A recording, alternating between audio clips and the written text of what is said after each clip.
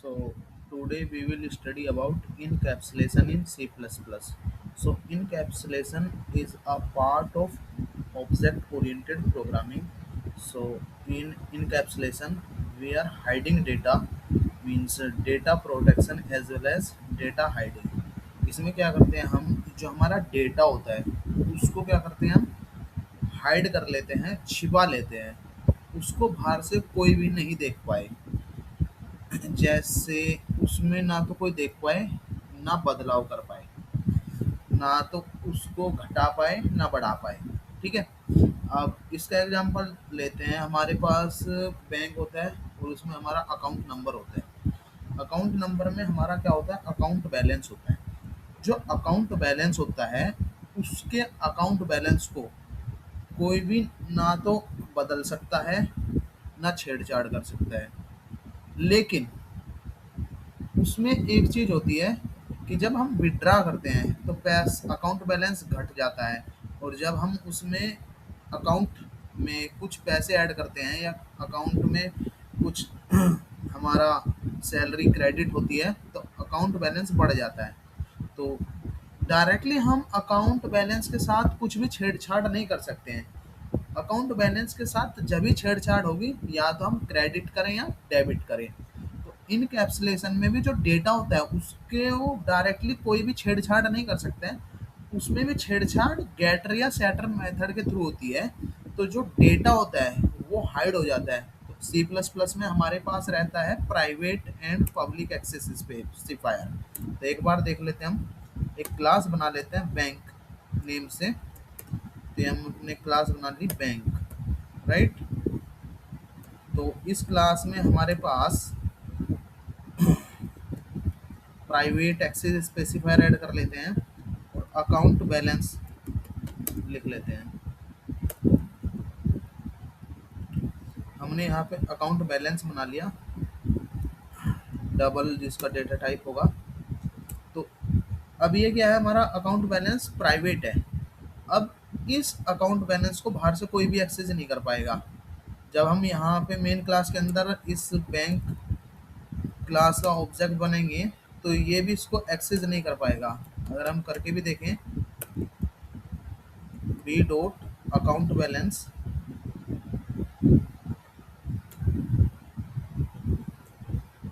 तो यहाँ पे ये क्या करेगा एरर दे देगा। लेट सपोज यहाँ पे हम एक वैल्यू सेट भी कर लेते हैं। देखो यहाँ पे क्या बोल रहा है कि account balance is a private so we can't access this. So हम यही तो चाहते हैं इनकैप्सुलेशन में कि हम बाहर इस डेटा को कोई भी एक्सेस ना कर पाए। तो इनकैप्सुलेशन कैसे लगाया जाता है प्राइवेट एक्सेस स्पेसिफायर के थ्रू। बट अगर हम चाहते हैं कि इस बैलेंस में से कुछ अमाउंट हम निकाल लें तो उसके लिए हमारे पास रहेगा गेटर या सेटर मेथड।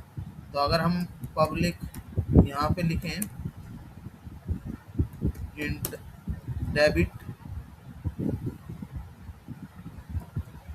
कितना अमाउंट हम डेबिट करना चाहते हैं लेट्स सपोज एक्स। तो यहाँ पे एक हम चेक भी लगा लेते हैं।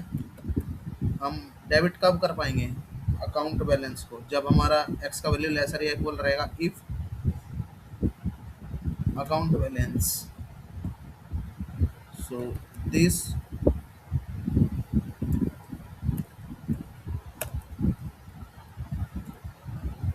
is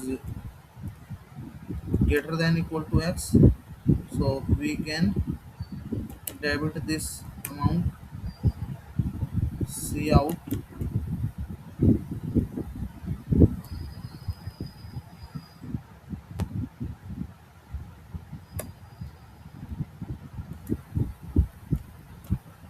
amount debited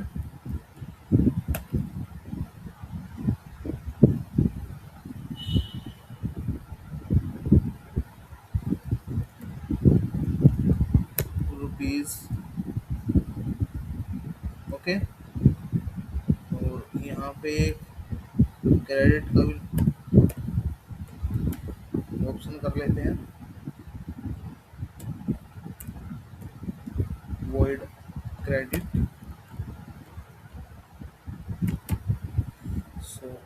अब हमने इसमें क्रेडिट करना है तो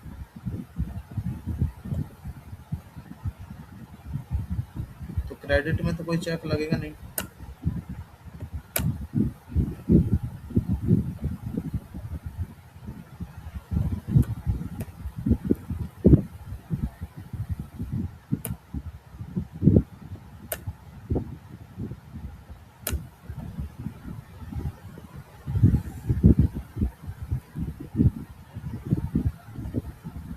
ओके,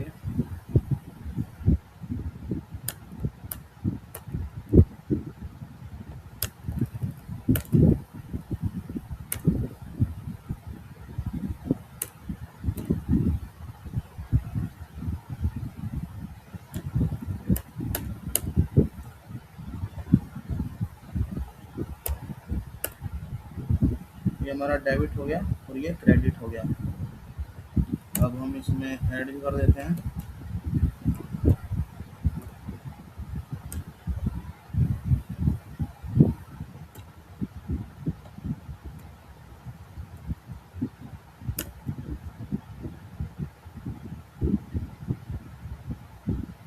हम इसको कॉल कर लेते हैं, B dot debit.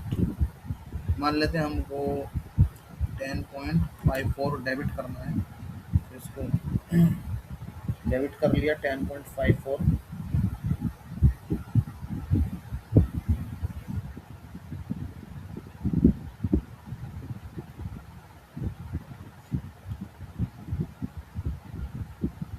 Okay okay, यहाँ पे रिटर्न टाइप इसका कुछ नहीं है तो डायरेक्ट हम डेबिट कर लेंगे।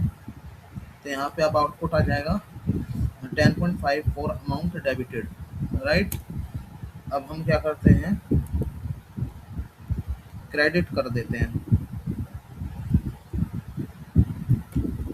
मान लेते हैं अब हम 200 क्रेडिट करते हैं, तो अब इसमें लिख देगा कि 200 अमाउंट क्रेडिटेड। तो यहाँ पे आपको दिख गया होगा।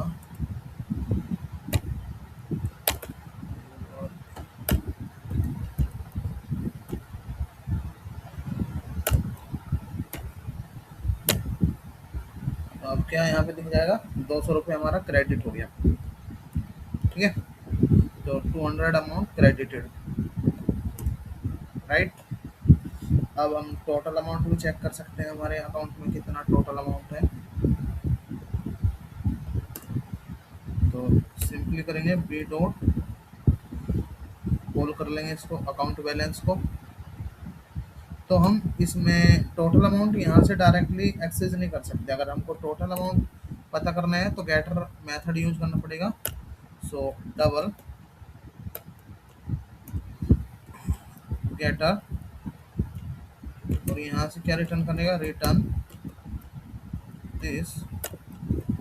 डायरेक्टली तो बाहर से एक्सेस नहीं कर सकते। अब बी डॉट गेटर से हम क्या कर लेंगे, पूरा टोटल अमाउंट हमको पता चल जाएगा। तो सी आउट इसको कर लेंगे, राइट। तो इससे हमको टोटल अमाउंट पता चल जाएगा। तो हमारे पास टोटल अमाउंट कितना है, 300 है, राइट।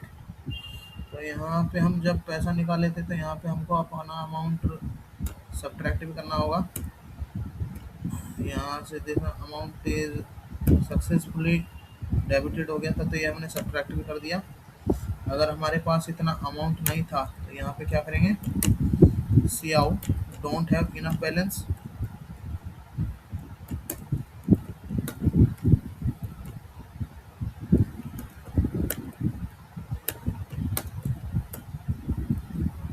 Right, clear. तो यहाँ पे क्या हुआ, अब हमारा टोटल अमाउंट करेक्ट हो गया 289.46, क्योंकि जब हमने पैसा निकाला तो सब्ट्रैक्ट भी करना पड़ेगा। तो यही क्या हमारा इनकैप्सुलेशन है। यहाँ पे देखो, हम बाहर से इस अकाउंट बैलेंस के साथ कोई भी छेड़छाड़ नहीं कर सकते और करनी भी नहीं चाहिए। अगर किसी के कोई भी इसमें छेड़छाड़ कर लेगा ना बाहर से, तो यहाँ पे कुछ भी कर सकता है। 1 करोड़ भी अमाउंट कर देगा, 2 करोड़ भी कर देगा, 5 करोड़ भी कर देगा। तो ये नहीं ना चाहते हम, और बैंक में ये नहीं चाहेगा कोई भाई से बाहर से कोई भी आदमी इसके साथ छेड़खानी नहीं कर पाए। अगर छेड़खानी कर दिया ना तो सभी लोग क्या करेंगे, अपना छेड़खानी करके सब अपना अमाउंट बढ़ा लेंगे, और जो कुछ लोग होंगे जो छेड़खानी कर सकते हैं दूसरे का अमाउंट घटा देंगे। ये तो बैड प्रैक्टिस होगी ना। तो इनकैप्सुलेशन क्या प्रोवाइड करता है, हमारी डेटा की सिक्योरिटी भी प्रोवाइड करता है कि भाई ये डेटा बिल्कुल सिक्योर है हमारा। तो कैसे हम प्रोवाइड करते हैं इनकैप्सुलेशन, प्राइवेट एक्सेस स्पेसिफायर के थ्रू। और जब हमको रिक्वायरमेंट होती है किसी पर्टिकुलर क्रेडिट डेबिट या उस अमाउंट को चेक करने की, तो हम गेटर्स अमाउंट गेटर मेथड लगाते हैं, सेटर मेथड लगाते हैं। डेबिट के लिए डेबिट मेथड और क्रेडिट मेथड, ये सारे पब्लिक है, इनको बाहर से ऑब्जेक्ट के थ्रू एक्सेस किया जा सकता है। बट हम इस इनके साथ भी लिमिटेशन है। आप एक पर्टिकुलर चीज़ ही यहाँ से कर सकते हैं, आप एक्स अमाउंट डेबिट कर सकते हैं। ऐसा नहीं कि आप कितना भी अमाउंट डेबिट कर लेंगे, जित आपके अकाउंट में जितना अमाउंट होगा उतना ही डेबिट करेंगे, और वही इसको डेबिट कर पाएगा जो इसका ओनर होगा। तो ओनर कौन होगा, जिसके पास ऑब्जेक्ट होगा वही इसका अमाउंट को डेबिट कर पाएगा।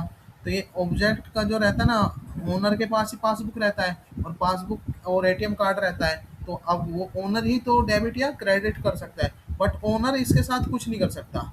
नहीं तो अगर ओनर इसके साथ कुछ कर सकता तो वो खुद ही घर बैठा बढ़ा सकता था, घटा सकता था। यही होता है हमारा कैप्सुलेशन। तो अपना फीडबैक शेयर करें, कैसा आपको लगा ये इनकैप्सुलेशन। Thank you.